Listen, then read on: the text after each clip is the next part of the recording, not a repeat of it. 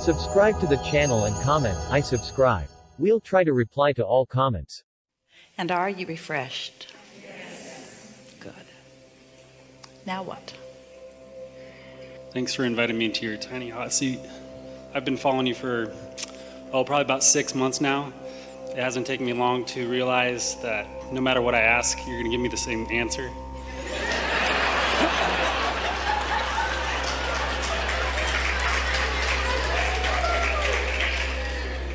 So I'm going to come from a little bit different angle. So growing up, I always thought it was kind of a neat coincidence that I was born 3 years, 3 months, and 3 days after my brother. And I didn't really know what that meant or if it meant anything. But as I've gotten older, it was funny, on my 33rd year in existence, in my 3rd month, 3rd week, and 3rd day, I ran into a video online that kind of led me down this rabbit hole. That kind of led me to you and kind of this broader existence, and that the things that I thought I knew growing up weren't necessarily the case. I guess my question is, what's this pattern of threes that just seems to keep happening in my life? And from what I understand, it has to do with something that's about ready to happen. A little bit I've learned about numerology. Well, you heard us say earlier that your inner being is aware of where you stand in terms of your ability right now to allow, knows where you stand in relationship to everything that you want, and is calling you through your path of resistance to it. So things that become symbolic to you are particularly valuable to your inner being who's guiding you. For example, Esther has noticed, and it's because this is a symbol to her, that often when somebody makes their transition, a bird will show up, a sort of pesky bird, a sort of insistent bird, who will behave uncharacteristically of their natural behavior. And they punctuate at precise moments thoughts that Esther is having, that this person who has reemerged in a non-physical would like Esther to be aware of. So when Esther, with all of the moving around of her thoughts, will be in the middle of a thought, very often a bird will do something really interesting, like land right next to her, or even on her, or appear at her window and stay there until she thinks, oh, what was I just thinking about? Or dive bomb into the swimming pool for no apparent reason. And so whatever symbols you have come to consciously agree upon, your inner being will use them incessantly to punctuate points. Okay. Because I see number patterns a lot in my life. That's primarily what it is about. Okay. Play the game, decide that you like 222 or 333 or 444 or 555 or 666, and notice that you wake up at 222 and 333 and 444 and 555 and 666. Whatever agreement you make will be the advantage that your inner being will offer to you. As long as I stay away from 666. No reason to.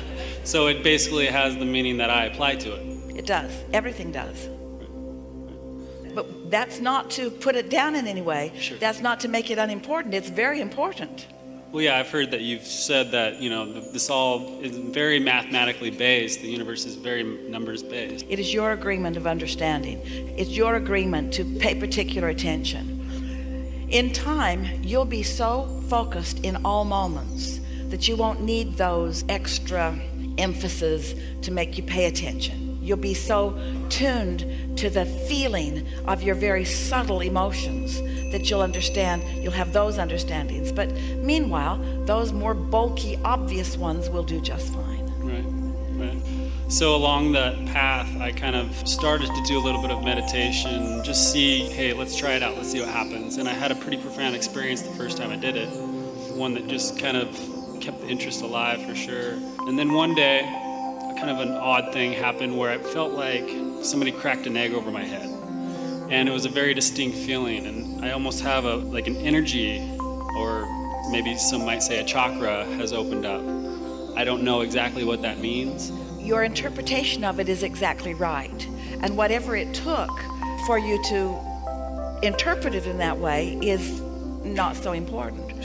For Esther, we used to use the expression when your passageway opens. And of course, that was sort of the bulky, awkward translation that Esther was offering in those days, because it seemed to her that there needed to be some sort of passageway between non-physical and her. Of course, there isn't. It's coming to you through every cell in your body. But however you interpret it is however you interpret it, and we'll take whatever way of interpretation you're willing to find.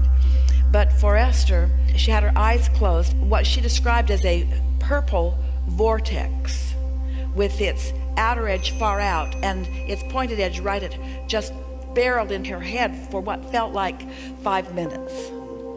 And she felt transformed after that. When she saw the movie Phenomenon, there was a scene in it that was so close to what she'd experienced that she felt like someone must have heard our explanation of it and duplicated it. And then they gave the guy a brain tumor, and so then she was annoyed with it. But the experiences that you have are unique and important, and no two are alike. Sure. Yeah. So along kind of that same path kind of led me down the path of whole chakra thing and Reiki and doing that type of stuff. And so I just went and I tried it out.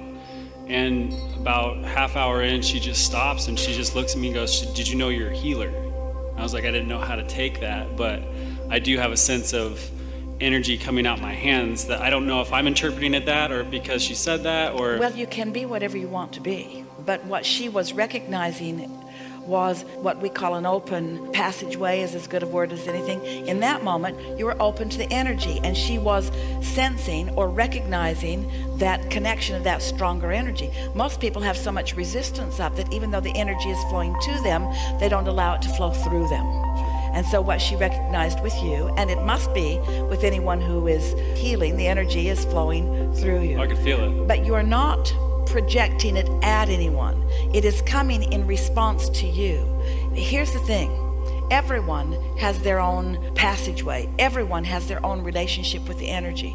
And so no one needs someone else to use their passageway to heal them. Everyone has their own passageway.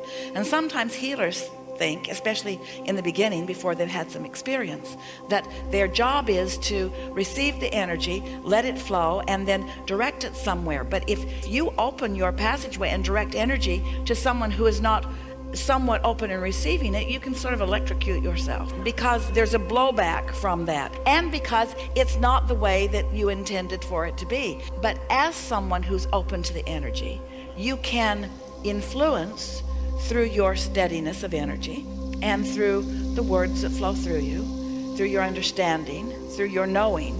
You can influence them opening their own passageway. They don't need you as a conduit through which the energy will flow. You are an example of a conduit through which the energy flows. Well, and I haven't really tried to obviously heal anybody. I mean, it would have been nice, but I mean, even on myself, you know, as I get younger every day. You are advantage to everyone. When you hold someone as your object of attention while you are in concert with that energy, you are to their advantage. And that would be our definition of healing. So how do I fix my knee? By giving it as little attention as possible and allowing it to do what it naturally will do if you stay out of the way. Because the cork will float unless you hold it under the water. When you hold it under the water, it's not floating, but when you let go of it, it will float. The vibration naturally raises. That sharp pain just brings it right back into existence. But it's not always there. Right. That's the key. It doesn't matter how anything reached the place that it now is, because all of your power is here and now. So if you spend a lot of time trying to figure out how you got here, or remembering the steps along the way, then you hold yourself in that vibrational place of resistance. The physical discomfort, any pain that you feel, is just exaggerated emotion. If you've got some resistance and you don't recognize it and do something about focusing in a way that allows the resistance to soften, it will get bigger. And eventually it gets big enough that then it is harder to take your attention from it, but you still can. Yeah. So now apply the conversation about healing to your own self. One day, a woman held her hands out to us. She said, "I'm a healer, and look, my hands are blistered. I My hands are blistered. So much energy flows through me that it's blistering my hands. And we said, use your healing energy on them. Right. And so straightforward. in the same way that we just said to you, that if you tune in, and you do, and the energy flows through you, and it does, and you direct it somewhere and they are not receiving it, that there's a sort of blowback. Their resistance is not receiving the energy that's being projected. You can have a physical sensation or effect from that. And the same thing is happening when the cells of your own body, take everybody else out of the equation, when the cells of your own body are requesting energy for recovery or for rejuvenation, but you've got some thought, some chronic thought that you think that doesn't allow it, then that blowback happens in some specific part of your anatomy. You see how it works? Yeah. So the feeling of stumbling, or the feeling of not being straightforward, or the feeling of trying too hard, or the feeling of obstacles being in your way, in other words, those kinds of thoughts often represent themselves in that way. The feeling that something is out of your control and you're not able to move forward as effectively as you want to. It's something around that. Right. Yeah. Esther blamed it on picking up a big piece of luggage. Picked up a piece of luggage that was really too heavy for her, wrestled it to the ground, but it was not the luggage itself, it was the attitude with which I have to do this thing that I don't really want to do and shouldn't really be doing. Here I'm doing something that I shouldn't be doing, and then, just like the bird showing up at the right time, the pulled muscle shows up at the right time too, doesn't it? Right.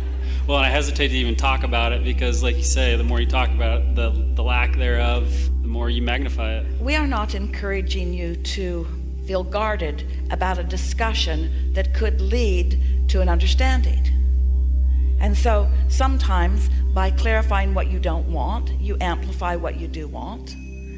There's benefit in that. And your inner being is always calling you forward, and sometimes calling you through discomfort on your way to comfort. In other words, you are where you are, and an acceptance of where you are relative to everything is really beneficial. If you can just accept it rather than judge it, rather than be mad at yourself about it, rather than question it, or rather than resent it, if you can just accept that you are where you are, now what? Now what? Sort of like, we used to tell a story, it's a really good one, of Jerry and Esther traveling from Phoenix on their way to San Diego and getting about halfway on Interstate 8, and there they are in Yuma, and they really didn't want to be in Yuma. And we said they never were so discouraged about being in Yuma instead of San Diego that they got disoriented and went back to Phoenix. Phoenix, Yuma, Phoenix, Yuma. What happened to San Diego? Phoenix, Yuma, Phoenix, Yuma, Phoenix, Yuma. And so the same sort of thing. You're often not all the way where you think you really want to be, but in a very physical, very practical journey, you accept that there are steps along the way on your way to where you really want to be. And if you can relax and enjoy those steps, or enjoy that part of it, take pleasure in the clarification that's coming from it, then it can be meaningful, then it can be beneficial, then you can move more quickly through it, and then you never need to return to it again. In other words, it's sort of been there, done that, don't need to go back on that route. Haven't you done that? Haven't you ever taken a route and said, Jerry had a map of the nation as they were crisscrossing in their monster bus around the nation, and there were places on the map where he had just put big squiggly lines, which meant don't take this route again. They had an exit guide when they would stop that explained what was at every exit on every major interstate, and on some of them he had big red X's, never eat here again. And every year he got a new exit guide, and every year he moved those things forward, because don't you want the benefit of having been there and having made your decision? Do you have to keep making the same decisions over and over again? So there is some benefit in having some conversations about what you don't want on your way to clarifying what you do want. But once you've identified what you do want, then let that be the predominance of what you talk about. Yeah. Enough? That's good. Really good.